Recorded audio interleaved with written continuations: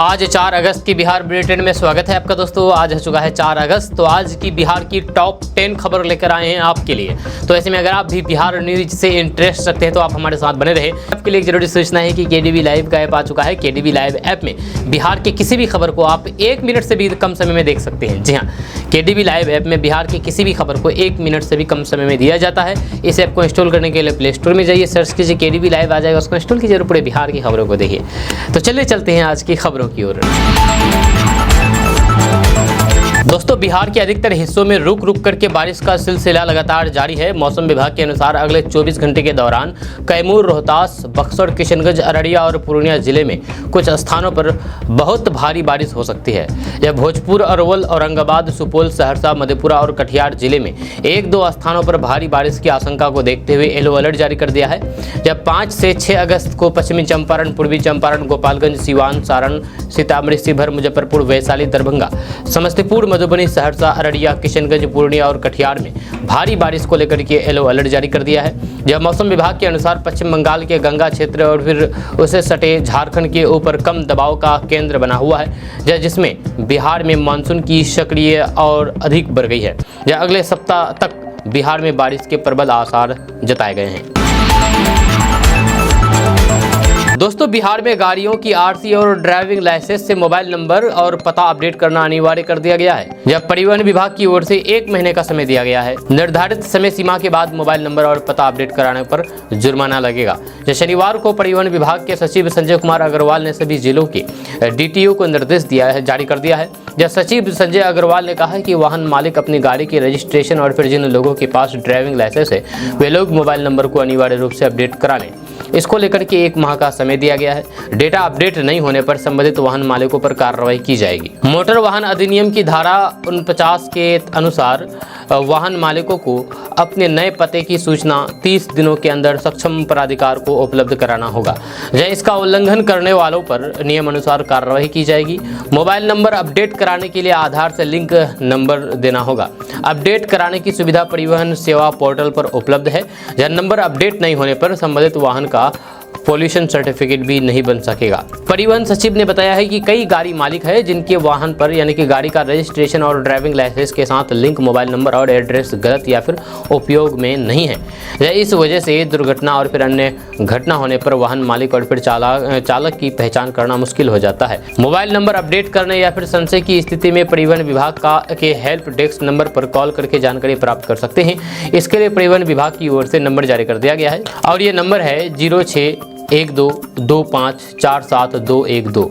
इस नंबर पर कॉल कर सकते हैं और घर बैठे आसानी से मोबाइल नंबर अपडेट करा सकते हैं। दोस्तों, बिहार के कटिहार के पोठिया थाना क्षेत्र के मलहरिया पंचायत के नया टोला बखरी में खाना बनाने के दौरान गैस सिलेंडर में आग लग गई। आग भड़कने के बाद अफरा तफरी का माहौल हो गया और रसोई घर में मौजूद सब सामान जल करके राख हो गया। जब मौके पर पहुंची अग्निशमन विभाग की टीम ने कड़ी मशक्कत के बाद आग पर काबू पाया।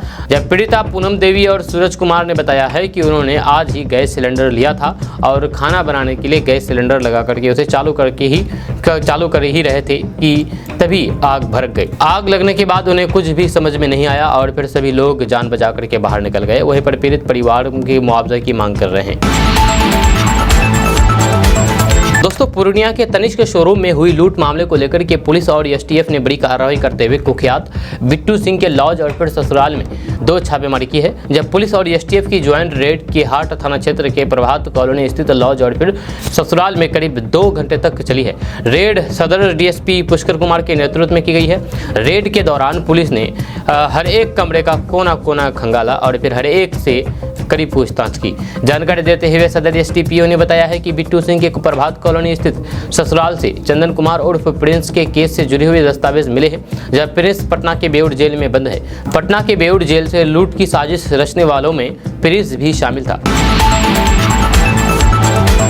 दोस्तों, बिहार के जहानाबाद के काको प्रखंड के पाली, मुशहरी, अमरपुर में डायरिया का प्रकोप दिखने लगा है। जानकारी के अनुसार 20 से 25 लोग इसकी चपेट में आ गए हैं, डायरिया की चपेट में आए हैं।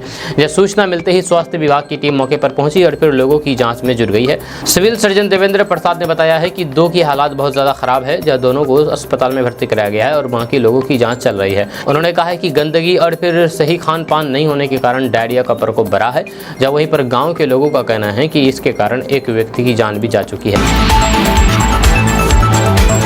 दोस्तों, बिहार के जहानाबाद के सदर अस्पताल में इलाज के दौरान लापरवाही करने का मामला सामने आया है। अस्पताल में पदस्थापित डॉक्टरों ने 25 जुलाई को गोरापुर निवासी राकेश कुमार की पत्नी खुशबू कुमारी की डिलीवरी कराई। इस दौरान ऑपरेशन में महिला के पेट के अंदर कपड़ा छोड़ दिया। जी हाँ, यानी कि ऑपरेशन तो डॉक्टर ने किया, लेकिन ऑपरेशन करने के दौरान महिला के पेट के अंदर कपड़ा छोड़ दिया। अब आप सोच सकते हैं कि डॉक्टर की किस कदर यहाँ पर लापरवाही है। जब वहीं पर 1 सप्ताह के बाद महिला के पेट में अचानक दर्द होने लगा तो फिर परिजनों ने उसका अल्ट्रासाउंड और फिर सीटी स्कैन कराया, जहाँ इसमें बताया गया है कि पेट में कपड़ा है। जब महिला के परिजनों का कहना है कि सदर अस्पताल में डॉक्टर अशोक कुमार ने ऑपरेशन किया था, उन्होंने पेट में कपड़ा छोड़ दिया था। जानकारी के बाद प्राइवेट अस्पताल में भर्ती करा करके उसका ऑपरेशन किया गया और पेट से कपड़ा को बाहर निकाला गया। डॉक्टर राकेश कुमार ने बताया है कि महिला के पेट में कपड़ा था, वहीं पर अगर सही समय पर इसका इलाज नहीं किया जाता तो फिर उसकी जान भी जा सकती थी। इस संबंध में सिविल सर्जन ने कहा है कि अगर घटना हुई है तो फिर इसकी जांच कराई जाएगी और कार्रवाई भी होगी। दोस्तों, समस्तीपुर सदर अस्पताल में उस वक्त हरकत मच गया जब एक युवक हाथ में विषैला सांप लेकर के पहुंच गया, जहरीला सांप लेकर के पहुंच गया हाथ में। युवक के हाथ में जहरीला सांप को देख करके वहां भर्ती मरीजों और फिर स्वास्थ्य कर्मियों में हरकत मच गया। डॉक्टरों के पास पहुंचे युवक ने सांप को दिखाते हुए कहा कि सर, इसी सांप ने हमको डसा है। दरअसल समस्तीपुर जिला के मुफस्सिल थाना क्षेत्र के माधोपुर छतौनी गाँव के रहने वाले कमलेश चौधरी अपने घर के आगे ईंट हटा रहा था। इसी दौरान एक जहरीला सांप ने उसे डस लिया। सांप के डसने के बावजूद भी युवक ने हिम्मत दिखाई और उसे पकड़ लिया। युवक सांप को हाथ में लेकर के अस्पताल पहुंच गया। युवक के हाथ में जिंदा सांप देख करके सदर अस्पताल के स्वास्थ्य कर्मियों और फिर वहां मौजूद लोगों की भीड़ जमा हो गई। सभी लोग सांप लिए हुए व्यक्ति को देखने लगे। जी, हालांकि डॉक्टरों के समझाने पर युवक ने सांप को छोड़ दिया। इमरजेंसी में तैनात डॉक्टर संजय कुमार ने पीड़ित व्यक्ति का इलाज कराया। दोस्तों, पूर्णिया के सांसद पप्पू यादव को अपने संसदीय क्षेत्र में ही डर लग रहा है। जब मजेदार बात यह है कि पप्पू यादव कुल 41 मुकदमों के आरोपी हैं। जी हाँ, पप्पू यादव पर खुद 41 मुकदमे दर्ज हैं और पप्पू यादव को अब डर लगने लगा है। आपको बता दूं कि 41 आरोप है उन पर और जिनमें बेहद संगीन आरोप लगे हैं। पप्पू यादव ने केंद्रीय गृह मंत्री अमित शाह से अपने लिए सुरक्षा बलों के एस्कॉर्ट के साथ जेड श्रेणी की सुरक्षा मांगी है। वे अपने जान के खतरे के सबूत के तौर पर एक वीडियो भी दिखा रहे हैं जिसमें तेजस्वी यादव के समर्थक उन्हें ललकार रहे हैं। पप्पू यादव ने केंद्रीय गृह मंत्री अमित शाह को पत्र लिखा है। जब पत्र में उन्होंने कहा है कि उनकी जान माल को खतरा भारी खतरा है। पप्पू यादव ने अमित शाह से गुहार लगाई है कि उन्हें पहले वाई थ्रेड सुरक्षा हासिल थी, लेकिन अब उसे वाई श्रेणी कर दिया गया है। लेकिन बिहार सरकार वाई श्रेणी की सुरक्षा नहीं दे रही है। पप्पू यादव ने अमित शाह को भेजे गए पत्र में लिखा है कि मैं अपनी सुरक्षा को लेकर के काफ़ी चिंतित हूँ। जहाँ अब जब मैं 18वीं लोकसभा का सदस्य निर्वाचित हुआ हूँ, तब से मेरी और फिर मेरे परिवार के जान माल को भारी खतरा हो गया है। मुझे एस्कॉर्ट भी नहीं दिया जाता है, मात्र अंगरक्षक के सहारे चलता हूँ, जबकि मुझे दूरभाष के साथ फेसबुक पर लाइव आकर के धमकी दिया गया है, जिसका वीडियो मौजूद है। दरअसल पप्पू यादव जिस वीडियो का हवाला देकर के सुरक्षा मांग रहे हैं वह 2024 के लोकसभा चुनाव के समय का है। पूर्णिया में चुनाव प्रचार करने गए तेजस्वी यादव के काफिले में मौजूद समर्थकों की पप्पू यादव के समर्थकों से झड़प हुई थी। इसके बाद 3-4 राजद समर्थकों ने फेसबुक पर लाइव आकर के पप्पू यादव को ललकारा था, जब पप्पू यादव उसी वीडियो का हवाला देकर के जान की खतरा बता रहे हैं। दोस्तों, पूर्णिया में लगातार बिजली कटौती को लेकर के लोग गुस्सा में हैं। जी हाँ, आपको बता दूं कि लोगों का गुस्सा फूट पड़ा। 3 दिन से बिजली नहीं रहने से परेशान महिला, पुरुष और फिर बच्चे सभी सड़क पर उतर गए हैं। जब पूर्णिया के प्रभात कॉलोनी मेडिकल कॉलेज के गेट के समीप स्थानीय लोगों ने आगजनी करते हुए मुख्य सड़क को जाम कर दिया और बिजली विभाग के खिलाफ जम करके नारेबाजी की। जहां स्थानीय लोगों ने बताया है कि 3 दिनों से बिजली उनके इलाके में नहीं आई है, जबकि अन्य जगहों पर बिजली बहाल कर दी गई है।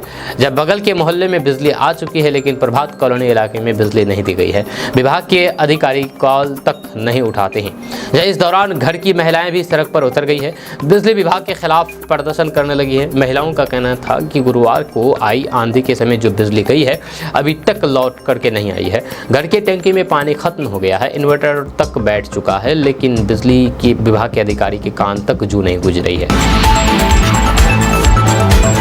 दोस्तों, सुपौल में अवैध बालू खनन को रोकने गई खनन की टीम पर हमला हुआ है। इस हमले में खनन इंस्पेक्टर समेत 4 जवान बुरी तरीके से घायल हो गए हैं। वहीं पर एक महिला भी जख्मी है, जिसका इलाज त्रिवेणीगंज अनुमंडलीय अस्पताल में चल रहा है। यह घटना त्रिवेणीगंज की टोल टैक्स के पास लक्ष्मीनिया की है। खनन इंस्पेक्टर इकबाल हुसैन के मुताबिक अवैध खनन को लेकर के सीएम की जनता दरबार में आवेदन पड़ा था, जिसके बाद वे जांच करने गए तो फिर वहां अवैध खनन का बालू और फिर ट्रैक्टर को जब्त करने की कार्रवाई करने लगे, जिससे नाराज होकर के वहां मौजूद लोगों ने लाठी डंडे और फिर ईंट से हमला कर दिया। इस हमले में खनन इंस्पेक्टर के सिर में चोटें आई है, जबकि 4 जवान भी घायल हो गए।